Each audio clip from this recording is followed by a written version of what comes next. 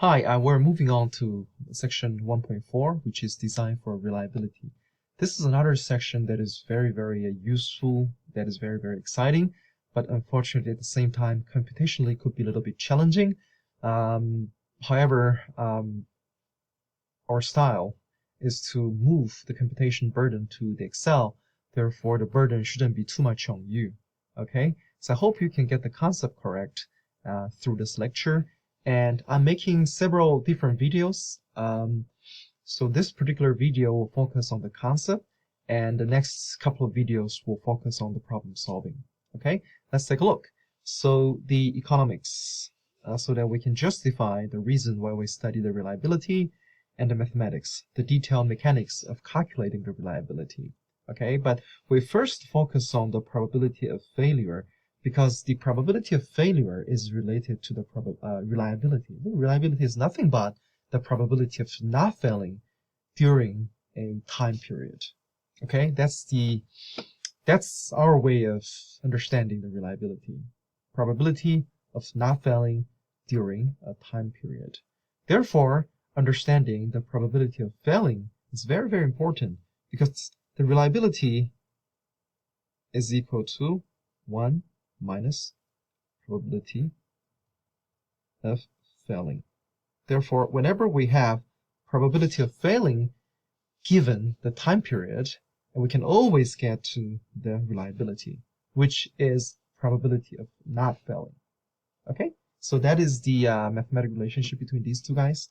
Let's take a look. Again, there are four important key elements in defining reliability. The first one is the probability. Okay, I explained in the previous slide.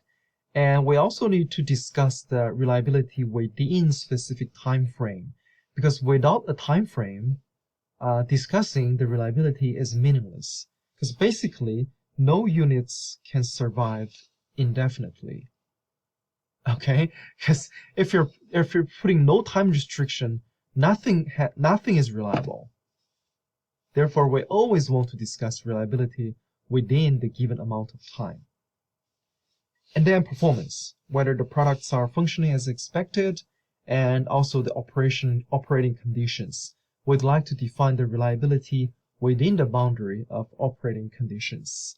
I'm going to show you what those mean in the upcoming slides. So I'm going to show you briefly these two videos here, okay? The first one is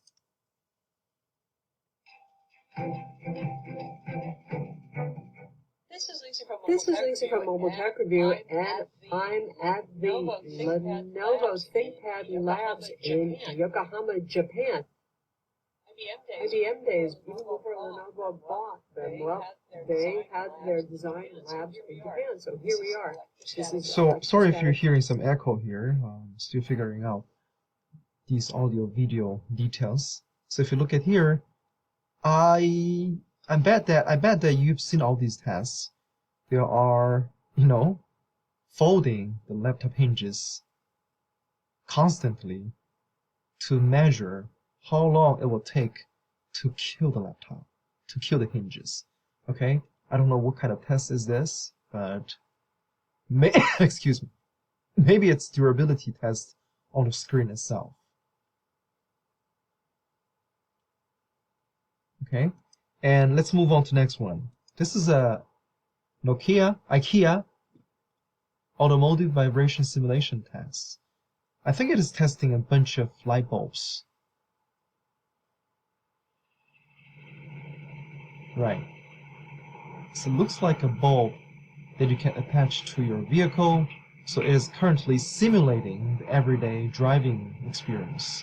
So with that amount of vibration, how long it will take to kill those light bulbs?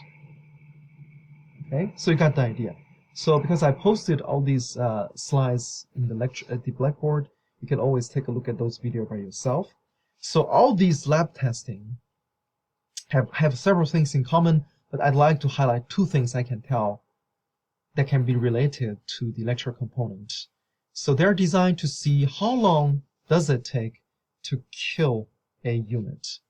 Okay, how long does it take to kill a unit? It's not seeing how long does it take to... I mean, it is easier to detect.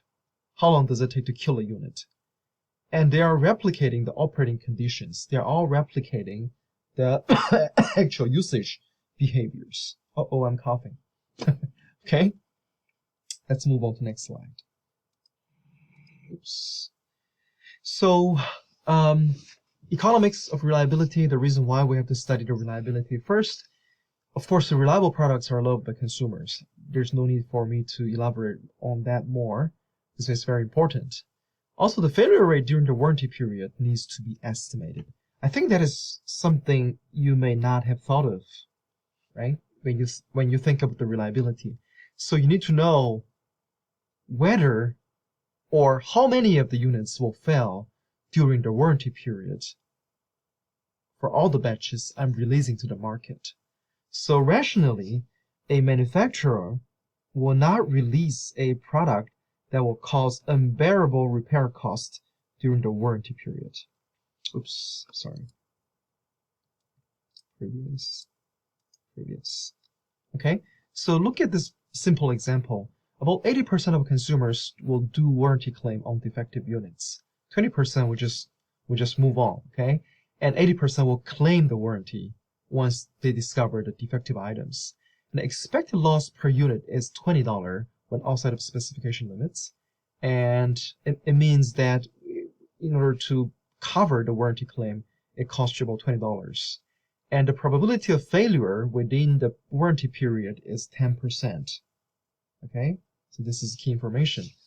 10% of your products will fail during the warranty period. And unit cost is $15. Per unit profit is $1.5, and it expects to sell a total of 30,000 units. So if you look at the calculation, your total profit is 30,000 multiplied by 1.5 per unit. So this is your total profit.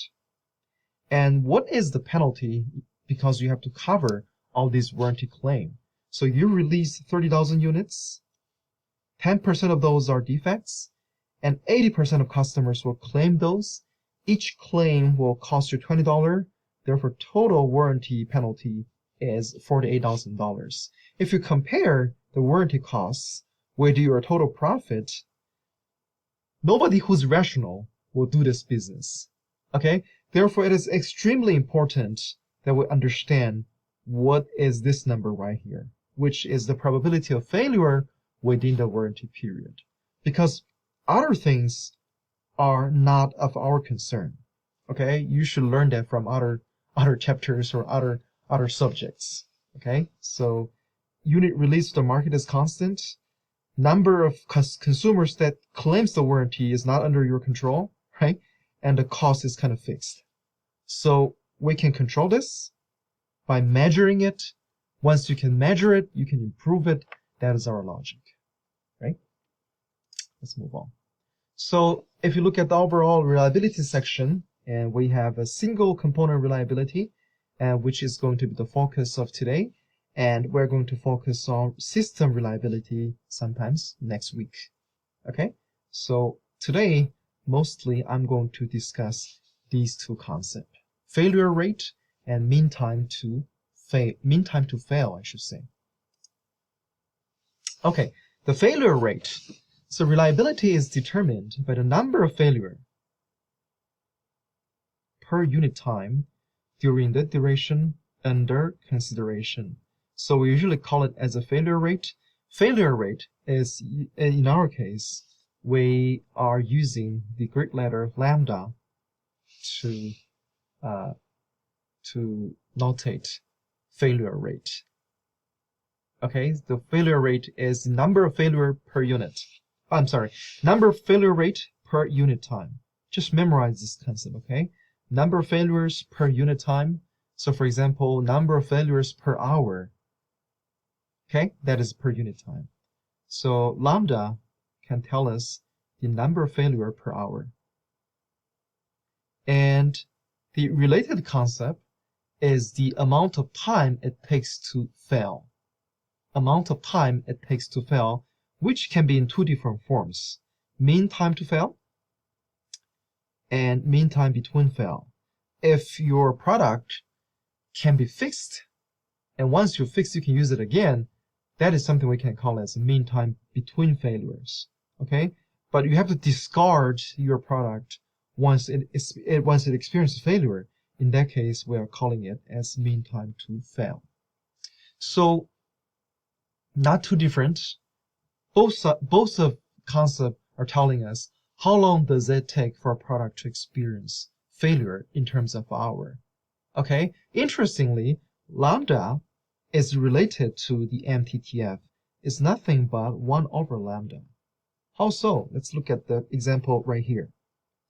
So when the failure rate of a product is lambda 0.005 unit per hour, okay, it means you will be experiencing 0.005 failure in each hour. Okay, it also means you'll be experiencing 5 failures during 1,000 hours. Okay, so usually you have a difficulty understanding this part, and related to this lambda here, MTTF is 1 over lambda. So it's telling us how long does it take for each item to experience failure. Because your lambda is 0.005, it will take you about 2,000 hours to experience the very first failure. Of course, these are estimated values. Okay, these are the estimated values, therefore it involves probability. That is the reason why. But lambda here is actually serving as a average value or expected value, and in reality you may see things vary. Okay, but of course it's always important to understand the expected value, because it provides the I would say it provides the baseline. Okay, so interpretation here, I think I've done this already, but we can always look at it again. A product is estimated to fail 0.005 unit per hour, or 5 units per 1,000 hours of usage. Okay, it is equivalent to say it takes about 2,000 hours for a unit to experience failure. Okay, if it has to be discarded, it will be discarded at the end of 2,000 hours. Of course, it's estimated value. If it needs to be fixed, it needs about 2,000 hours until next fix. That is two related concepts. If you think about it, both lambda and 1 over lambda tells us how often a product experiences failure. How often product experience failure. It's just explaining that through different angle. Lambda is going to tell you the failure rate, how many unit fails per unit time. Okay, and then the 1 over lambda tells us how long do we have to wait to see first failure on this particular unit. Okay, let's move on. I think I still have 1 minute to finish this video, because I can only record up to 15 minutes here. Let's take a look at this example real quick. So calculating the failure rate. Here, if it's lab setting, what you can do is you can replicate all these real world usage conditions. You can repeat certain process for several hundred hours and see how many failures you're observing during that period. So exercise 1 tells you exactly that kind of scenario. Suppose 10 units are tested over 100-hour period. 4 units failed, with 1 unit each failing after 6 hour, 35 hour, 65 hour, and 70 hours. Please calculate failure rate and mean time until failure. So in other words, you tested 10 units. First failure experienced in the first 6 hour, and next failure you experienced in 35 hour. Third failure you experienced at the end of 65th hour, and the last failure you have experienced in 70th hour, and all rest of the 6 units functioned well up until you finish the tests. Okay, so think about this, and I will demonstrate the solution in the next video.